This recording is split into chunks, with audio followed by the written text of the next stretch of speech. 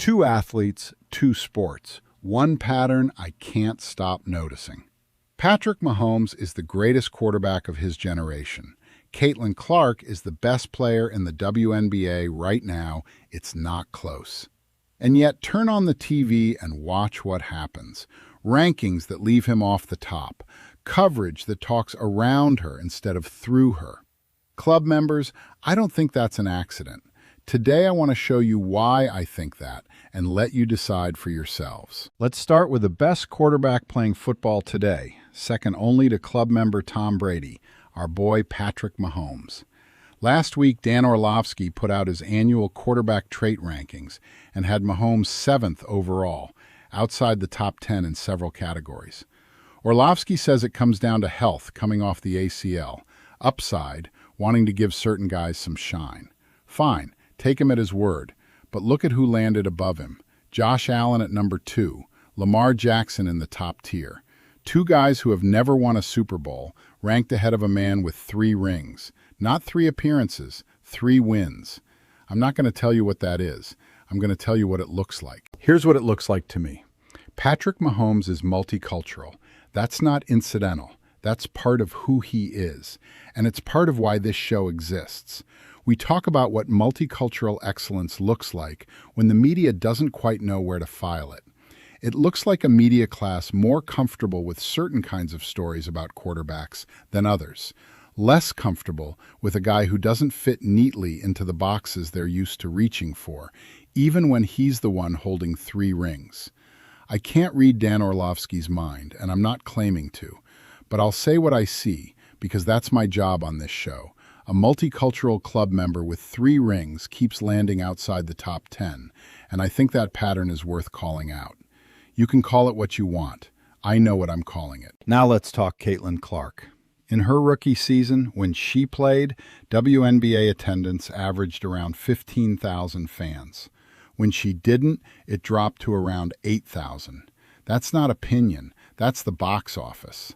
This year, at the All-Star Game, viewership surged 44% over the year before when she was hurt and on the bench.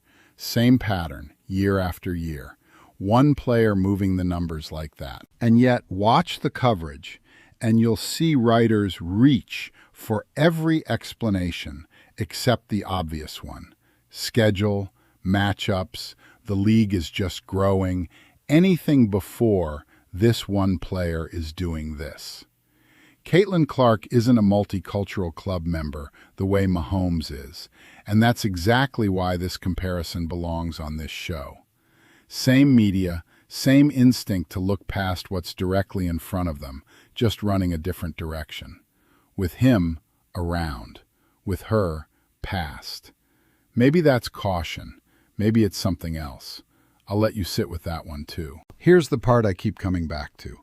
2 athletes, 2 completely different reasons offered for why the credit doesn't quite land where it should.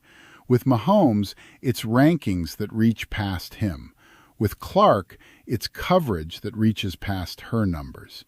Different excuses, same result. The biggest, most undeniable performer in the room isn't getting talked about like the biggest, most undeniable performer in the room. I can't prove intent. I can point at the pattern and ask why it keeps showing up. Make of that what you will. I know what I think it is. Now let me say something that might bother people on both sides, because I think it needs saying. Facts are facts. Caitlin Clark's numbers are her numbers. The attendance, the viewership, all of it. And working overtime to find a reason somebody else deserves the credit more doesn't help the African American community. It doesn't. It makes us look petty instead of principled. And it hands ammunition to anybody who wants to say we can't be objective when the facts don't go our way. Same thing on the other side.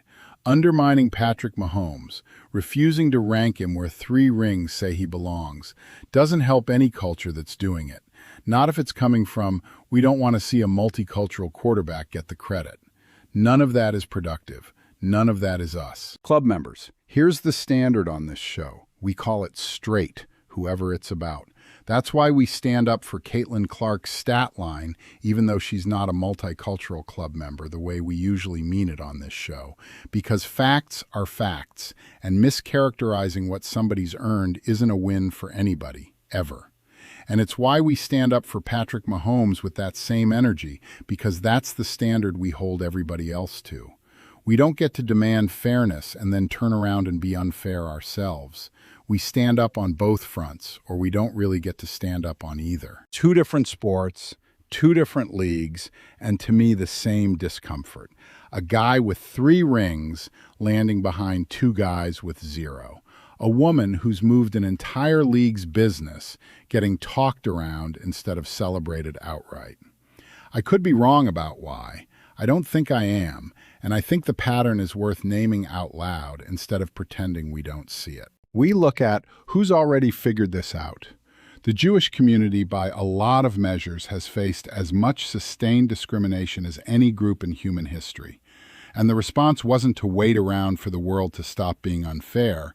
It was community, full stop, family first, showing up for each other's kids, each other's simchas, each other's hard days.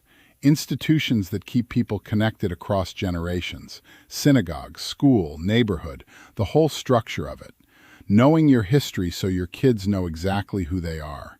The business piece, the economic piece, that's real, and I'm not going to pretend it isn't, but it's downstream of the relationships.